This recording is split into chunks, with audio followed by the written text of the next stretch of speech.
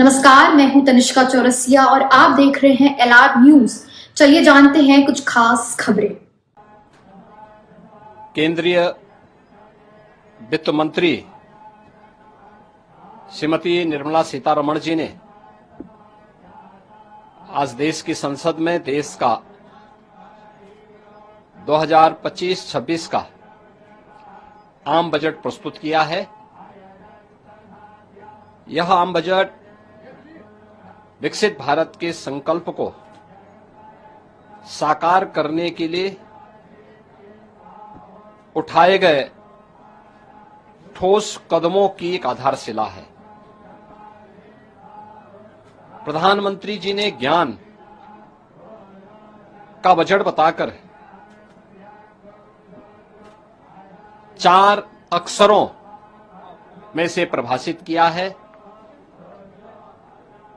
जी for गरीब, Y for युवा, A for अन्नदाता और एन फॉर नारी शक्ति। यानी इन 4 महत्वपूर्ण आयामों को ध्यान में रख करके एक विकसित भारत के लिए आत्मनिर्भर भारत का निर्माण करना है। प्रधानमंत्री जी के नेतृत्व में पिछले 10.5 वर्षों में भारत की अर्थव्यवस्था दुनिया की एक प्रमुख अर्थव्यवस्था के रूप में तेजी के साथ आगे बढ़ी है। इस बजट से अर्थव्यवस्था को एक नई उड़ान मिलेगी। राज्यों के इंफ्रास्ट्रक्चर पर ध्यान देने के लिए जो ब्याज मुक्त लोन देने का प्रावधान किया गया है, मध्यम आय वर्ग के लिए राहत देते हुए टैक्स की रिबेट में छूट देने का जो कदम उठाया गया है, ये सभी स्वागत योग्य हैं।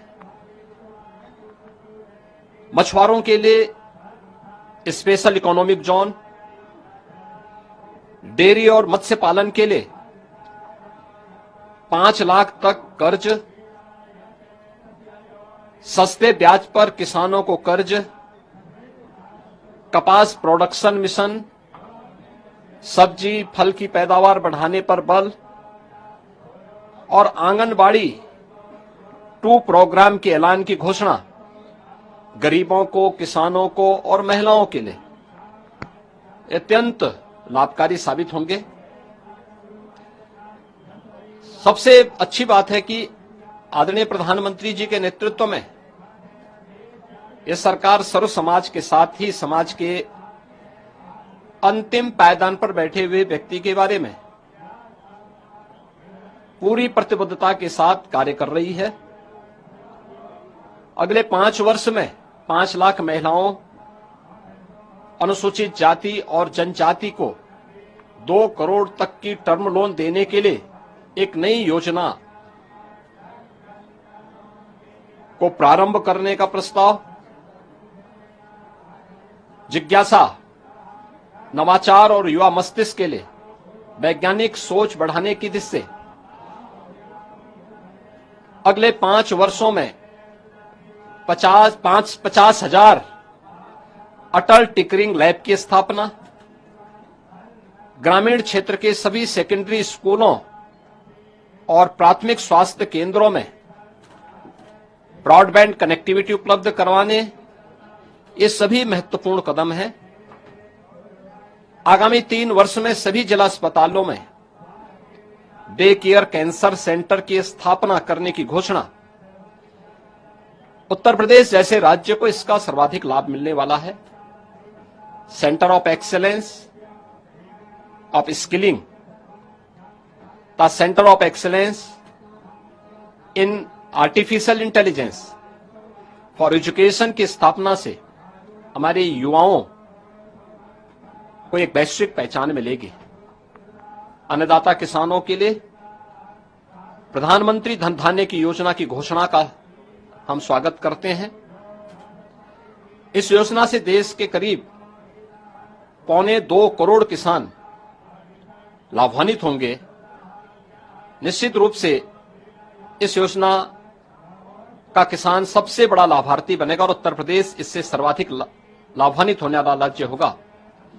किसान क्रेडिट कार्ड के माध्यम से जो घोषणा की गई है, इसकी सीमा को 3 लाख से बढ़ाकर के 5 लाख रुपए तक किया जाना, यह भी अभिनंदनीय है। देश को $5 ट्रिलियन की इकोनॉमी बनाने के संकल्प पथ पर तेज गति से ले जाने वाला यह बजट आदरणीय प्रधानमंत्री जी के विजन को और आगे तेजी के साथ बढ़ाने का, तीसरे टर्म में